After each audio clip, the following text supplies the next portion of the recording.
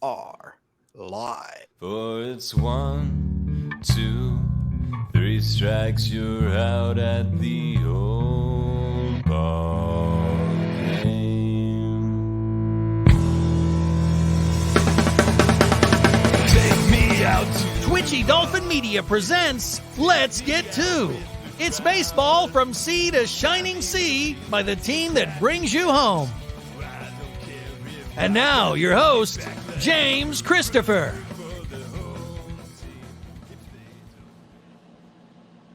We are back. We are live. We are coming at you. Scotty Mack, who's being roped into being my permanent live co-host. I'm telling him right now, so that way, well, we only have a few viewers on some of the networks, but either way, you're stuck. Scotty Mack, how's life treating you?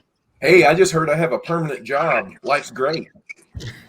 Also, your Cardinals have rallied since we had the last live episode. If we've got, 11 out of 15, they win. Here's the other crazy part. Remember how they said they weren't going to have Wilson Contreras anymore behind the plate? And then they add him behind the plate. The 4 games we've lost, Andrew Kisner, the backup catcher, has been catching. So I'm just saying, we're winning 11 out of 15, and our management still doesn't know what the heck they're doing. So I quote Cousin Eddie, falls in a well, eyes go cross. Kicked by a mule, eyes go straight. I don't know.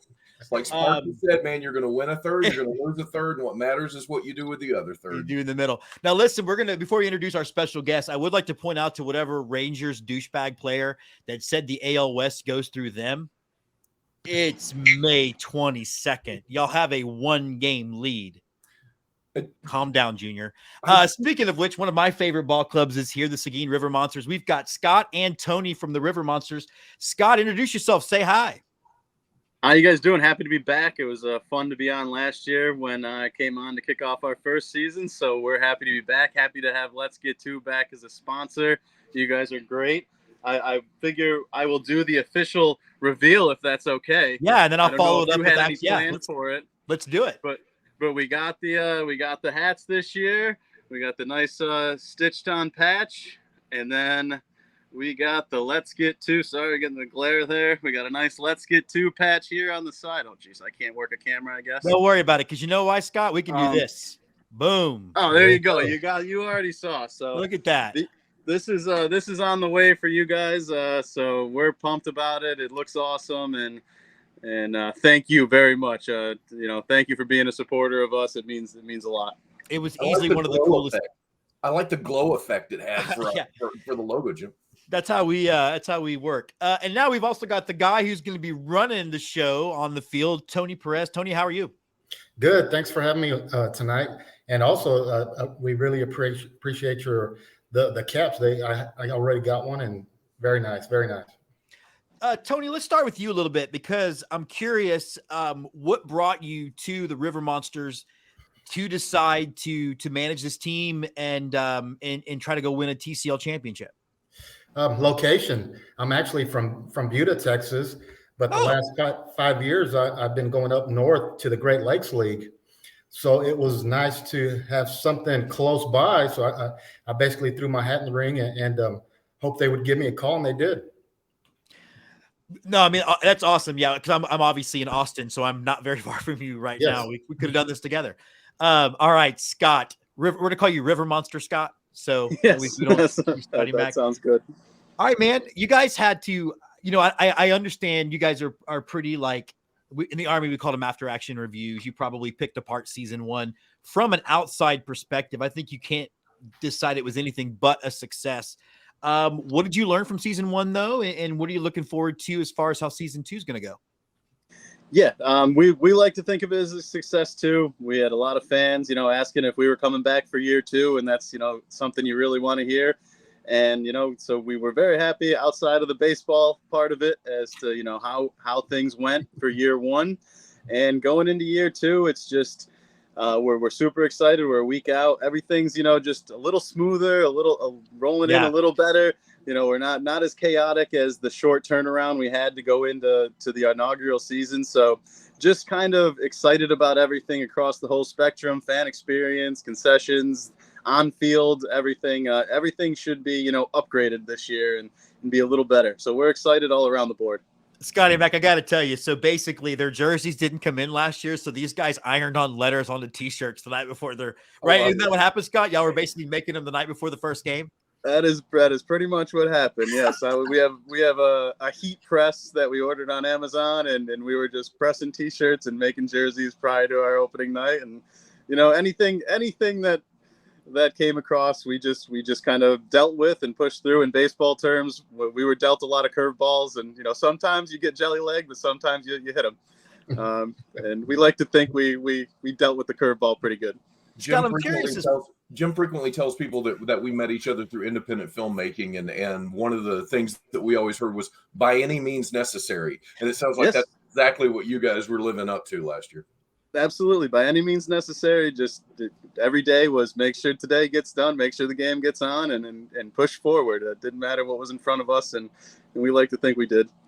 Scott, I'm curious what questions you have for these guys, because you and I are big fans of collegiate summer league baseball. I mean, we were at the Hope Fallon Hoots all the time, not to mention Prospect League, Northwoods League. I mean, name it. So I'm curious, like, what questions you had getting ready for this discussion. Well, me, Scott? Me, you, Scott. Yeah, me. Okay, I thought so. And then I was like, wait a minute, there's two Scotts in the room. My first question just really came up to me is, Tony, you have the Great Lakes where it's nice and cool during this summer, man. Hunter, are you ready? Are you ready for, July and August? You guys have no joke about the heat, man. Are you ready to get back in that? Right. It's going to be a shock. There's been some games in June where, it was drizzling and we had basically a drizzle falling. It's 50, 40 degrees and we got pullovers and jackets on. But it's going to be a shock. But the main thing is I get to be close to home. I don't have to go up north with the travel up there was pretty tough, day in, day out. And it also makes it nice for my family. And I have grandkids now and my parents who live in San Antonio. So everybody gets to come out and actually watch summer games for a change. Now for you guys, every collegiate league is a little bit different how you get players, right? Some of them, the teams themselves are really focused on getting players. Others are dispersed throughout the league. What's the process been like for you guys? Well, for me, I just go back to the connections I've built over the many years I've been doing it, and just call the same guys, and you trust their eyes, and of course they come from good schools, and they put out quality players. So I lean on those guys. I start making those phone calls in September, October, November, and December, January. We want our team complete, or pretty much close to complete. That's smart. Takes a lot of the guesswork out of it. So Scott, for you, I mean, what did you learn in year one going into year two that you're like, okay, this is something we're definitely doing again, or, oh boy, this is something I'm definitely not doing again? Were there any of those gotchas? And I preface this, Scott, that we've all joked about getting our own collegiate summer league, so we're going to jot these down if you don't mind. Yeah. This is being recorded, right, Jim? Right. As far as anything that was no, we're not doing that. I don't think we had anything like that. We did, have the huge snag last year where we went into the beginning of the season with no beer sales. So this year we are fully equipped with our liquor licenses, our permits, and everything. So that's one thing that is, been a big part of this season coming in is, we have our beer deals that we're lining up and promoting and, trying to bring that summer ball atmosphere to the ballpark. So learning a lot about the operations of the running of the game is something that was the big learning curve for us, making sure that, we got the volunteers staffed and we got the merchandise part covered. And like I said, beer, concessions, all of the in-game operation stuff was definitely the big learning curve. As far as now on the field, Tony is such a good head coach that we're really happy that's going to take care of itself, I think. And we're just kind of, it was an overall learning experience. I don't know if there's anything specific that really jumps out. It was just everything. Now, did you guys know each other before this coming preseason, or are you guys just starting to work together, you and Tony? Yeah, no, this is a new relationship. Tony was one of the coaches that came in on our coach application form. We had a few come in, and then and Tony really stood out. And since day one, it's been all on the up and up with Tony, and we've loved every minute of it. So we're really excited for him to be at the helm. Yeah, from Tony, here, check. sorry Collegiate Warbat experience, check. Yeah, he kind of checks all the boxes. I'm sorry. Go ahead. Man. No, I was curious about that because, Tony, you have experience all across collegiate summer league. Was there any part of you thinking, okay, this is only a second-year operation. Who knows how well-oiled the machine was going to be, or had you heard enough good reviews from them that you figured they were here to stay? Well, I just saw their excitement when I first made contact, and just having conversations, emails, their excitement, their love of the game. It made it easy for me to decide to stay home for a summer, or hopefully many summers as we build it, And but yeah, I was just excited that they gave me an opportunity to talk, and eventually I became the guy that they chose. Another question for you then, Tony. I'm really interested to get y'all's fingers on the pulse of baseball at large, right? What kind of game are y'all going to run in the TCL? We've seen differences across the gamut, right? From college baseball, which feels like what baseball Scott and I, and I'm assuming you too, Tony, grew up watching, versus what we have now in the majors. Where do you see not just the TCL, but specifically the River Monsters, and what kind of baseball they're going to play? Well, we're going to try to mimic definitely the minor league system. With the schedule, it's tough, and a lot of these guys are going to figure out that their bodies are going to break down. The nightlife needs to probably be shut down, and yeah, I mean, it separates. It basically separates those guys that can and those guys that think they can. But again, it makes them wake up to the fact that maybe it's not the road, at least pro ball, because that's what we're looking at. The ultimate goal is to get guys to the highest level, pro ball. And so we're going to try to mimic the minor league way of doing things. Everybody's going to be accountable, daily work, weightlifting, agility stuff. We're going to really push that, because if they want to go to that next step, that's the life that they have to lead. It's a very good point, because a lot of people forget that we're talking about these are kids, 18, 19, 20, 21. This is their summer, right? And instead of partying, these are guys that are committing. And you're right, you separate the ones that want to be there from the ones that think they want to be there. Right. We don't want projects, we want prospects. So those are the guys we're hunting, are the prospects, and guys that want to make that. And again, pro ball is, 1 in a million, 1 in several million, whatever it is. But that's the goal. We want those guys that are hungry and ultimately want to reach that next step. I'm curious from either one of you guys, how much of it, when you look at the baseball landscape at large, and do you see, okay, the draft is shorter. These leagues in many ways have become so much more important. Is that part of y'all's math when it comes to putting some of these teams together? Definitely. I mean, a lot of these guys a few years back, would have been, 30th, 35th, 40th, whatever, the rounds those late round picks. And a lot of guys that are playing in these leagues now that are juniors were just a few years back, guys that would have been taken in the draft. And eventually some of those guys would have made it to the major league. So it's a whole different world. Scott, do you want to add on to that? Yeah, not too long ago, a guy like Bryce Miller was pitching in the TCL. Now he's mowing down people with the Mariners. So there is a potential for a quick turnaround from this level of baseball to, the highest of the high. It was just, 3.5 years ago that he was pitching in the Texas Collegiate League. And, now he's pitching at the highest level. So, you find those guys that can understand what they're playing, the potential level that they're playing at right now and what they have in front of them. You can hopefully get the best out of them. Scott, did Yeah, you have anything else to add on that? Yeah, one thing I wanted to throw in also, I mean, so most of our viewers are and listeners, they're educated and they know this, but these kids are coming off of what, a 45 game college schedule in most cases, and then collegiate. Are you guys at a 60 game schedule also down there, or is it 45 or 48 game schedule throughout the 2 48? months. So really, I mean, you're looking at kids that for the first time in their life, for some of them, they're going to play close to 100 games. I mean, and that's a lot, especially when it's 110 degrees out there.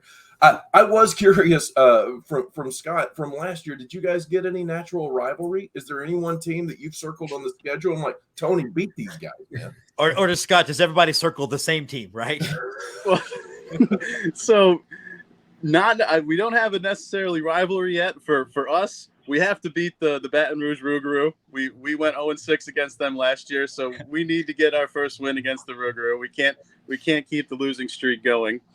The rivalry that I do think will be there is Victoria. It's a close proximity. Victoria has a unbelievable built-in fan base from their years in the TCL. They have some true Generals fans who actually made trips out to Seguin and were in our bleachers cheering for them.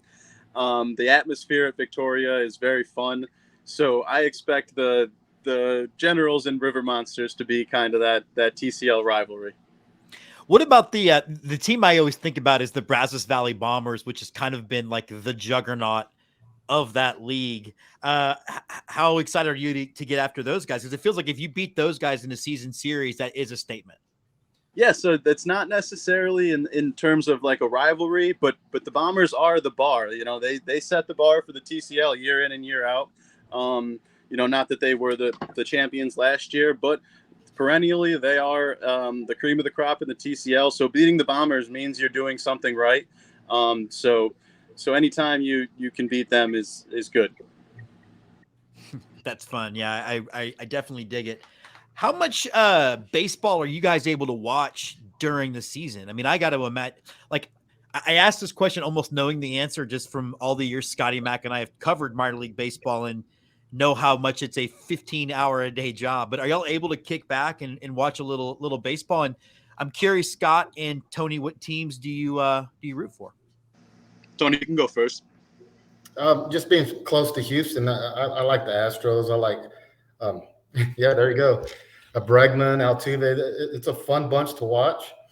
And yeah, so I try to keep up with them. There you go. But ultimately, I'm just a fan of the game. So I'm watching highlights when I get home. You know, you get done we get done late. And if we're playing a whole game, I'll just sit around and watch highlights of the day and just kind of keep up with what's going on in both leagues. But especially here coming up with, a lot of our kids are going to be playing in conference tournaments. So ESPN Plus, it's been big for me this spring, just watching our kids on TV and seeing some highlights from some of those guys that were able to catch games. And of course, with the College World Series and the Junior College World Series, I try to keep up with as much as I can, all levels. How about you, Tony? I'm a Mets fan. So Cool. So I actually last year I made my first trip to Minute Maid, the 2-game series. The Mets were in Houston, so it was very, very cool to see them at Minute Maid last year. You know, in season, as far as, you know, tuning in 2 games, you know, you don't really do that much, but I'll always be tuned in to how they're doing and tuned into the whole scope of Major League Baseball. Like Tony said, when you're unwinding at the end of the day, or, you know, you wake up in the morning and you check over the scoreboard, see how things are.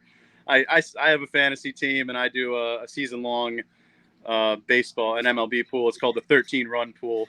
It's just a random pool where you get a random team, and it, you know, I follow that along. So certain things that keep me tapped into Major League Baseball during the season.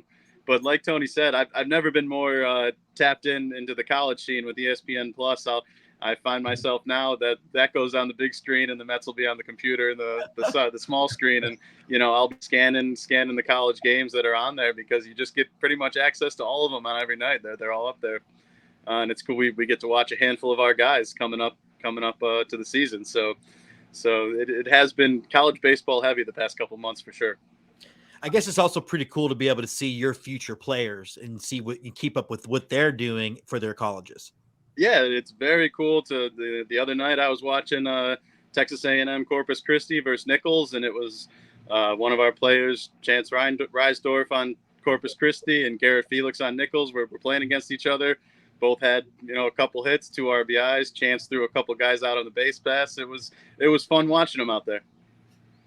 Yeah, it shows what kind of life I have also, Jim, where it's late on a Saturday night and I'm watching, I'm in the middle of Missouri watching UT Rio Grande play Central Arkansas or something. I mean, but that does lead me to a question, because we talk about technology. Tony, coaching these kids nowadays, this is a little bit different, right? This isn't like when we played. There's not, I didn't have TikTok video, right? We're talking to Jim earlier about TikTok. How different is it for some of these kids who they want to make sure that they're getting a social media presence out there also? Do you have to factor that into how you coach them? We try to manage it, of course, but we know that with me, technology, sometimes it's overrated. I grew up playing college baseball, late 80s, early 90s. So definitely a different world. But again, I understand that they want to get that video out, and we'll have an intern that maybe can take their at bats or whatever. I'm good with that, as long as it's benefiting the kid. It's not putting our name in any bad situation. I'm good with that, and especially if a guy just wants to see what his mechanics look like, and they're sending that video back and forth to their coaches, I'm good with that. But again, the exit velos and the exit velocity, just all that craziness nowadays, it can be overwhelming. Yeah, I remember playing with guys that were in their head because they'd release it. If we were playing somewhere, I played D2 ball, NAIA that turned into D2. Right. But if we were playing somewhere that had a radar gun, guys would release it and then be looking back over their shoulder to see how hard they threw them. I can only imagine what it's like nowadays. Yeah. Funny story. Last summer, we were playing the Lima Locos, and we had a kid, probably 87, 88, 8-ish. Their dugout yells out 92, 92, and he turns around and he sees 87. So after that, he was done. It was like home run, double home run. They got in his head so bad. It's hilarious. The game within the game, Jim. Exactly. That's right. It's always about the game within the game. One of the things that Tony, as well as I do that. I'm sorry, no, not Tony Scott. As well as I do that this is about baseball, and it's not about baseball, right? You've got to create this entire minor league baseball, almost like a circus outside of the lines. How much of that are y'all kind of continuing to shape what your identity is when it comes to that part of the minor league baseball experience? That's a huge part of the game, bringing in the families, the kids, making the whole game outside of the game as fun as possible, keeping fans in the stadium for the entirety of the game. This year, we are lucky that we're bringing in a couple really promising interns that are able to help. That we have in between inning stuffs lined up on the field that we weren't really able to run smoothly last year because of just when you're short on hands, there's only so much you can do. So we do have those on-field promotions where in between innings we got our MC out there with the mic, and we'll do some sack races, musical chairs, dizzy bat. We have all those things lined up and smoothed out where they'll be running smoothly for fans to get out on the field and participate. We're working on getting insurance for a bounce house. We have the bounce house. We just got to make sure it can be inflated and we're not going to get get sued or anything. Yeah. So we're smoothing out the details of having that up and running. So that's another fun thing that we're doing. And then for the adults, we have like I said, some beer deals. It's $2 Tuesdays. You get a can of beer for $2. We have a summer special that seems all college teams do, is the beer batter, where you label somebody else on the other team. I absolutely love that. It's so mean. If they strike out, you feel bad for the kid everybody that wants him to strike out, but hey, we're trying to sell some beer and have some fun. So somebody's got to be the sacrificial lamb on the other side. Scotty Mack and I were in Traverse City, and we saw a poor guy get the golden sombrero, and he was the beer bat guy. Man. They picked the right guy. You could just tell that last AB, he was just throwing his bat at anything, trying to make any kind of contact. That's when you dropped on a bunt. Yeah, right. He'd get booed to death on that. Yeah. In the old days, the next pitch might be somewhere interesting. Exactly. Oh yeah. No, this kid, honestly, I mean, bless his heart, he was trying to eat chicken broth with a fork. He just, I mean, it was not happening that night. It was not there at all. I got to say, Scott, if you're going to do anything, this is me as a fan. The inflatable balls, you take the two drunkest guys, well, not too drunk, but they can still stand up, right? Put them in the inflatable balls and have them run head onto each other behind second base. I can live with that entertainment every game. I just love that. We are gonna have to try to get some of those, whether it's the inflatable balls, those, the cow suits, and have the, run the bases or something. But we're working on upping those on-field promotions for sure. I don't remember last year. Did y'all have a mascot? And if not, is that coming? Yeah, we have Gil, our mascot Gil. So he's our big river monster. He'll be at the games this year. He was a fan favorite last year once people got to know him. And he actually, we did a July 4th parade, and I think he stole the show of the parade. He was grittying down the sidewalks. He was dancing. He was putting on a show. So Gil is the River Monster mascot. You'll be seeing him this summer. Well, and speaking of which, we talked a lot when you first came on about the community and how y'all were going to have to outreach to the community. Now it's year 2. Do you feel like support for the River Monsters is now more baked into Seguin than it was going in? I mean, do you get a sense that people are excited about having a local 9 in their town? Yeah, I definitely think so. Like I said, last season coming into this one, ending last season, it was a lot. Are you coming back? We pretty much had the same return of season ticket holders. We had a great return of our season ticket holders coming into this season. So that's a nice base of fans that we hope to see on a regular basis. Now we have, a few more community events we're lining up. We're doing something at the Seguin Library this summer. Cool. Every game, there's going to be a Little League team that runs out with our starting lineup, a different Little League team from the area.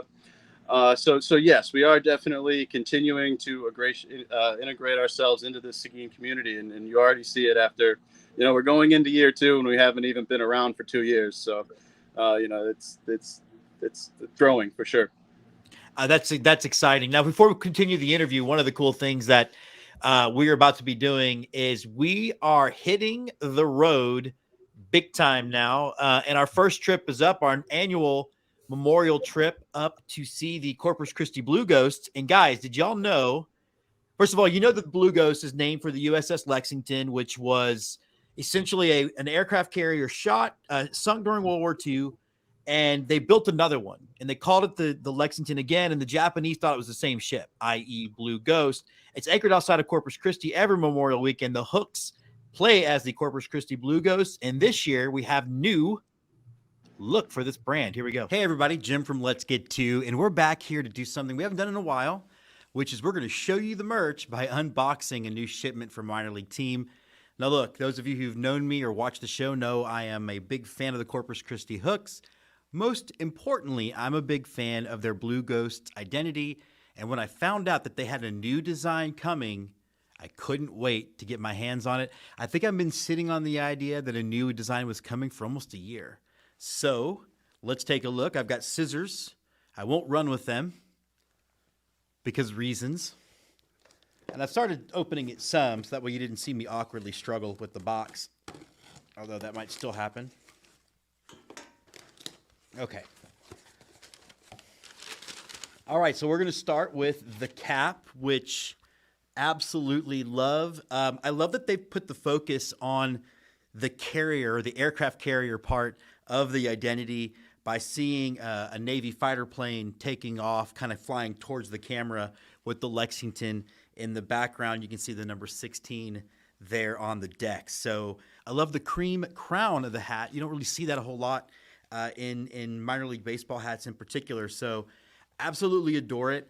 I love that they've taken the brand seriously. It doesn't look cartoony or silly. I know they use an in-house or a local graphic designer, and I think it's one of the best designs in minor league baseball going. I'm 100%, 1,000% in love. So that's the 3930. I'm not a 5950 guy. I know I'll probably get a 5950 just for display, but let's see what else is in here. Okay, looks like we have one t-shirt. This one also features that same design of the, I was going to say jet, but it's not a jet. The fighter plane, the prop-driven fighter from World War II. History major, and I was in the military. Don't know the difference, I guess. So that's one of the shirts. That's the one we got, Jess. And then we got another. Nope, that's the piece de resistance right there. This is the T-shirt I got myself. I just love the adaptation of that American flag, the symbol that would go on the sides of planes, still does. And I just love the combination of fonts on this. I love the kind of throwbacky 40s looking font. And I love that you have the stencil thing for the Corpus Christi.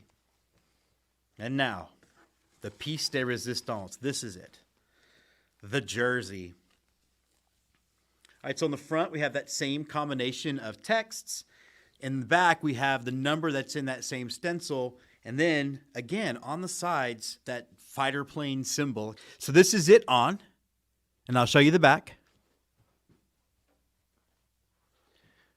And if you're thinking that I learned my dance moves from the Gopher in Caddyshack, you're correct. We cannot wait to get down to Corpus for Memorial Weekend, for Blue Ghost Weekend. We'll be watching batting practice on the Lex. Then we'll be out to Whataburger Field, home of your Corpus Christi Blue Ghosts. Look for our episode on June 6th where we have an interview with the team, hopefully an interview with the designer, and we cover everything that's going on that weekend. All right. Before we continue with the show, any impressions? Scott, what do you think of the look? Scott River Monster Scott. Sorry, I didn't want to step on toes.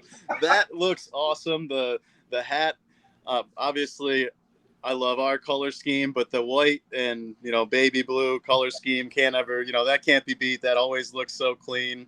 I really like the numbers on the back of the jerseys. I think that's a nice number look.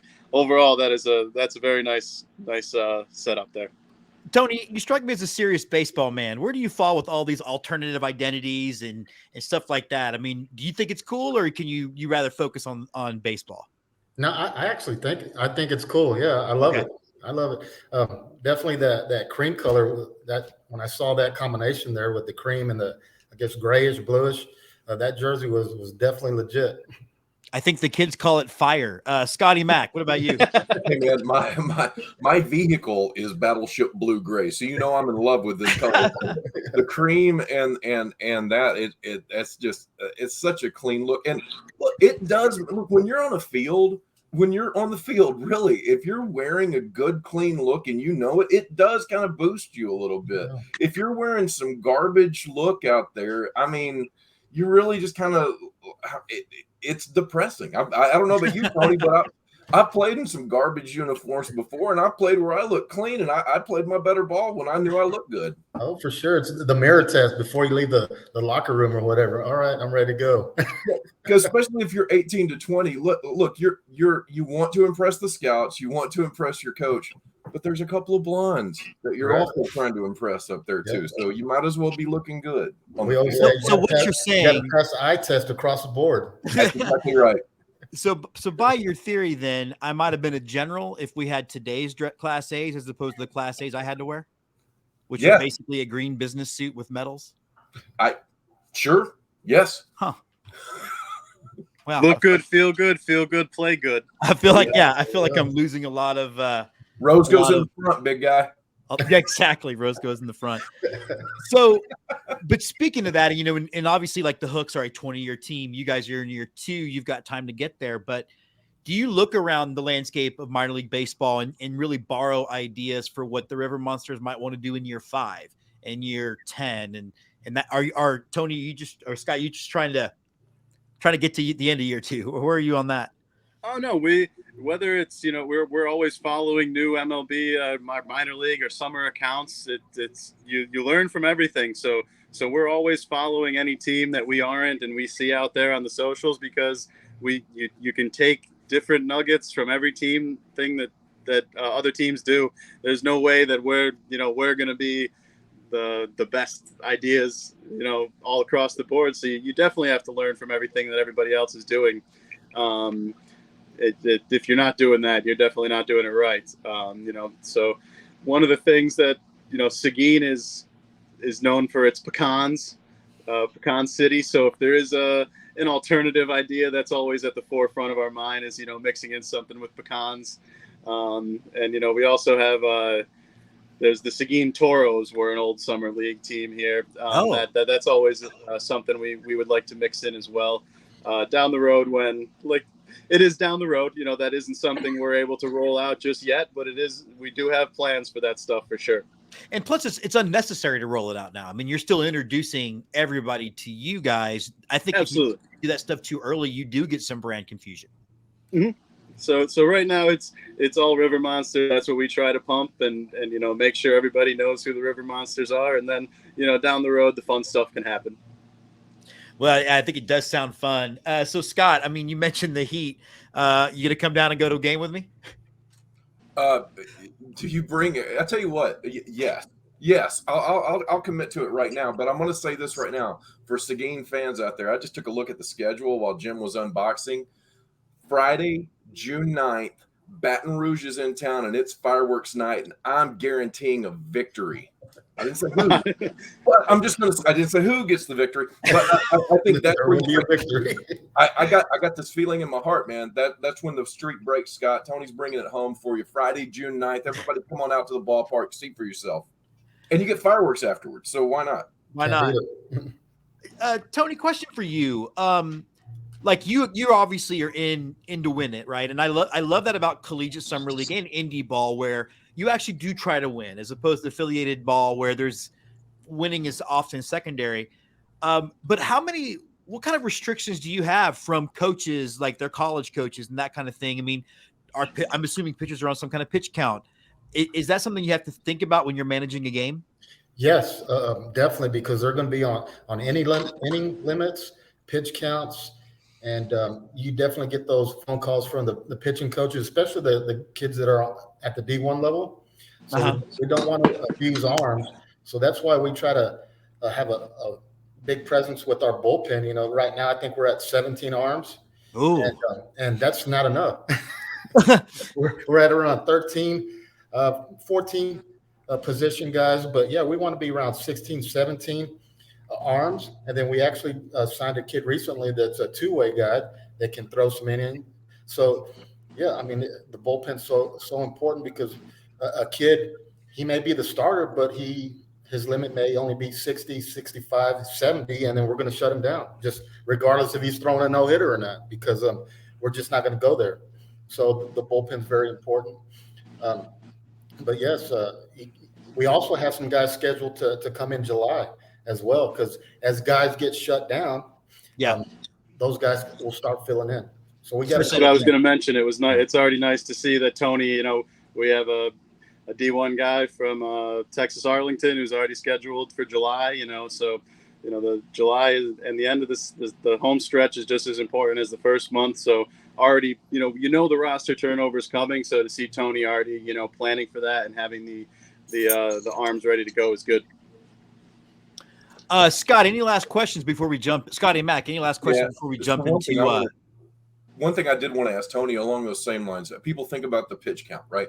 That college coaches are telling you, hey, don't get this guy above 60, don't get the guy above 50, whatever. What about the hitters? This is honestly a question. It's always gone to pitching with me, but what about the hitters? How much dialogue do you have with their coaches? Are they saying, hey, I want this guy working on a certain set of things during the summer, watch out for this? Do you get much input with the college coaches for the position players? Yeah, they give us some ideas, but I mean, we're definitely not going to try to change mechanics or the type of game that they play at their school. We'll give them some advice, some tips, maybe a tweak here and there, but we're not trying to change their whole philosophy, their approach, because again, you start doing that and those coaches don't return your phone call. But I try to be around 13, 14-ish tops with our position guys. That way everybody gets their at-bats and everybody gets that 1 or 2 days rest. That's important to stay healthy throughout the season. Yeah. Jim? All right, gentlemen, as we begin to wrap up the show, we're going to play a little rapid fire, okay? We're going to let Scott go first and then Tony on question 1. And we're going to serpentine, like it's your fantasy football draft. We're going to serpentine it. All right, first things first, sort of a sad question, Scott, for you. Oakland moving to Vegas now, most likely. Any thoughts about that? I'm very sad, for Oakland. The prospect of a MLB stadium on the Strip of Vegas is definitely cool, but you don't want it to be at the expense of the A's. All around social media was the video clip of their reliever. I think it's Chad Balfour, who used to come out to the Rage Against the Machine, and the whole stadium was rocking out and going crazy. So Oakland's got it in them, so it's sad to see him go. Tony, how about you? Yeah, you see the history, especially growing up watching those teams, the Bass brothers and all the run production they did in the late 80s, early 90s, and all the history. Yeah, you just hate to see that. But again, if the city's not going to invest into the team, then eventually it just gets to the point that you have to do something. Yeah, I mean, I think people find their person that's to blame, and I honestly think both are all of the athletics, MLB, and the city of Oakland to blame, and of course the people that are powerless are the ones that they're going to ask to support that team, Right. which is always the downside of it all. All right, let's have a little fun now. Tony, you're first. What is your favorite part of the off season? Favorite part of the off season? Golf and fishing. Scott, how about you? I'm with you. I'm with you. I got to go with golf as well. He stole my answer. It's golf. All right. I don't get to swing it much in June and July, so once the off season comes, it's on the course. So I got to bring my clubs when I come down, Jim. That's all I heard. That's all I heard too. We got a course right behind Smokey Joe. We can get 18 in and then go watch some baseball. We can, you can do your best Tin Cup impression, which is a movie I now need to watch. All right, Scott, Godfather 1 or 2?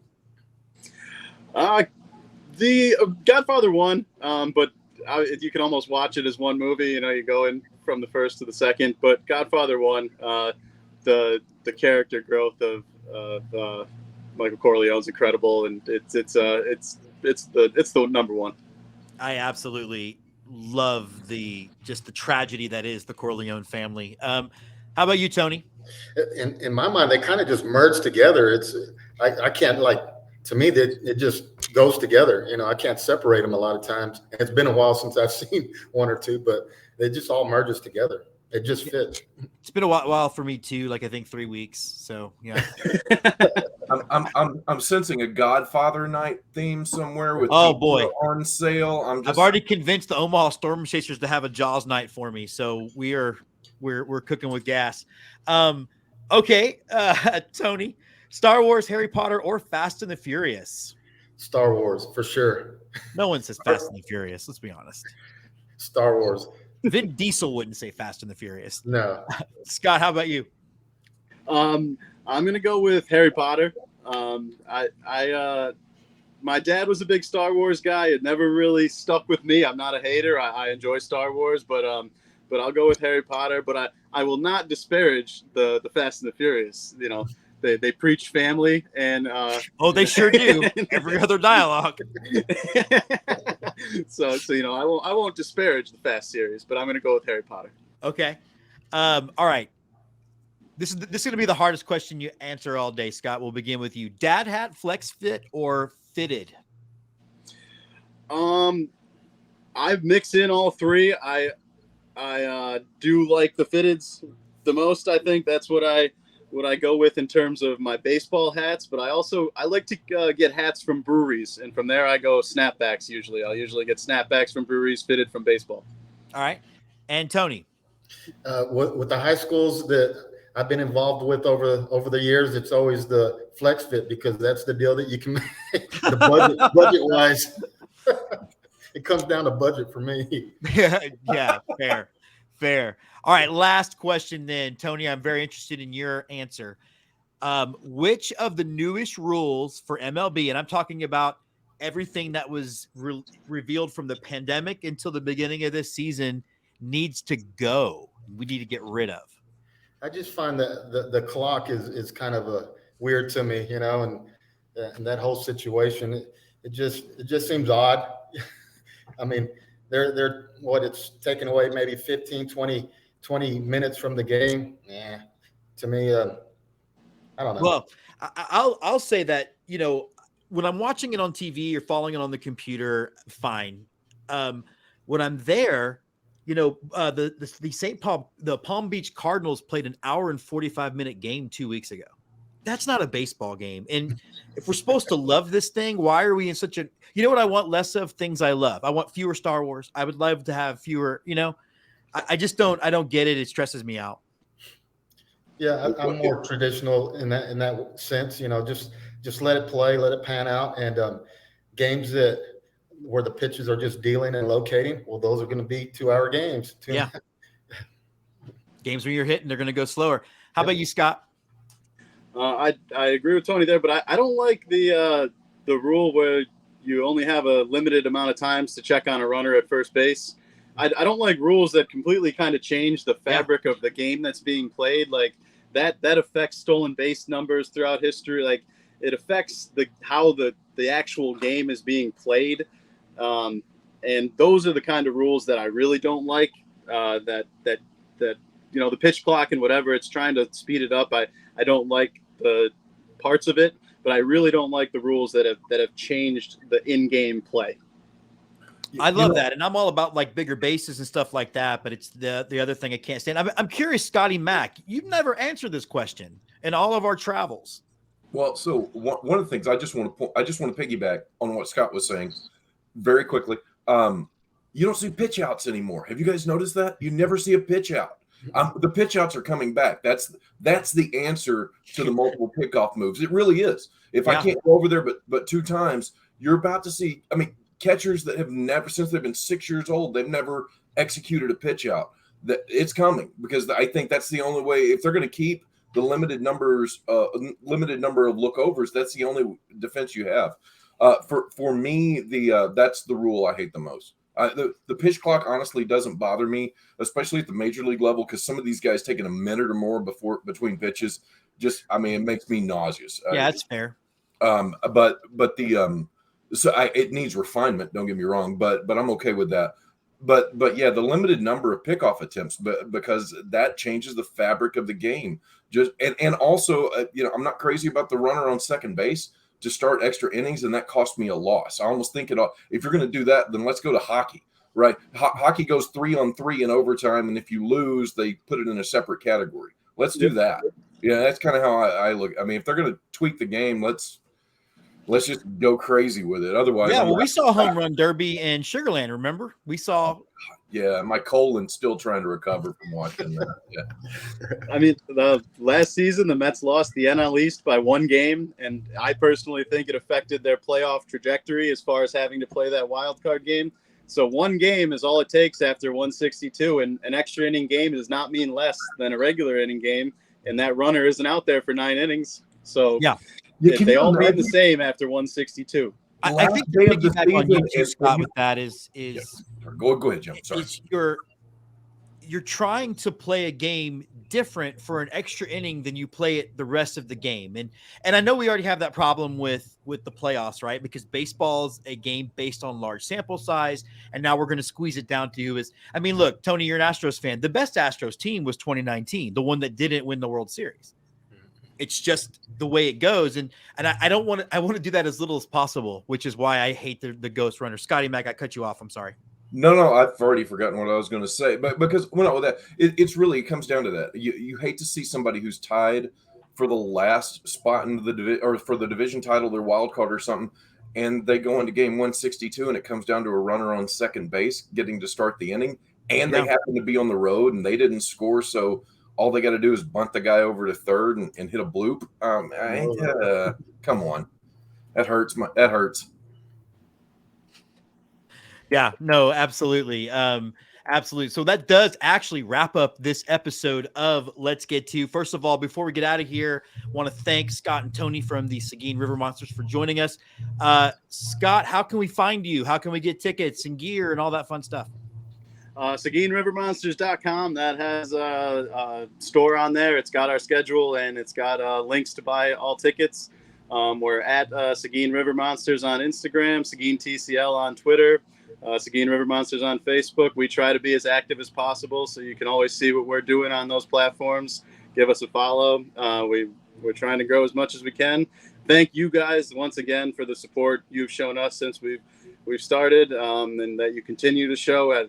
It means the world to our program. Any support that anyone shows is what allows us to be sustainable in Seguin, and what we want to be doing. So thank you guys so much for your support. All right, and Scotty Mack, you and I are back next week, June 1st. We're going to continue our back to school run as we welcome the Spearfish Sasquatch. Hope everybody will check us out. We're also going to have our annual Memorial Day episode out on Monday and on Thursday. So Thursday we'll continue back to school again with the Pineville Porcupines. Next Monday, our memorial show, and then a live show next week before you're off to Salt Lake. Until then, everybody got to a ball game. Get your peanuts, get your Cracker Jack, and most importantly, let's get to.